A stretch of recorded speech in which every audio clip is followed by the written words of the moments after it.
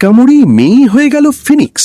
বিশ্বাস না হলে শেষ পর্যন্ত দেখো। একটা মেয়ে মাত্র এক কামড় রুটি খেতেই তার চোখে সবুজ আলো জ্বলে ওঠে, আর মুহূর্তেই সে বেগুনি ফিনিক্সে পরিণত হয়। পাশে থাকা ছেলেটা ভয়ে হতবাক। সে বুঝতে পারে মেয়েটা আর নিয়ন্ত্রণে নেই। ছোট্ট একটা ঘরে আটকা পড়ে ছেলেটার সামনে একটাই রাস্তা, বাঁচা বা মারা। ফিনিক্স একের পর এক প্রাণঘাতী আক্রমণ করে। প্রথমে সে এড়িয়ে যায়, কিন্তু পরে পরিস্থিতি খারাপ হয়ে ওঠে। হঠাৎ সে লক্ষ্য করে ফিনিক্সে বুকে একটা আলো জ্বলছে। দ্রুত রূপার সুত ছুঁড়ে মারে, আর সাথে সাথেই মেয়েটা আবার মানুষের রূপে ফিরে আসে। পরে জানা যায় মেয়েটার এক অদ্ভুত ক্ষমতা আছে। সে অন্যের কাটা হাত পা ঠিক করতে পারে, কিন্তু এর জন্য তাকে নিজের শক্তি আর যন্ত্রণা দিতে হয়।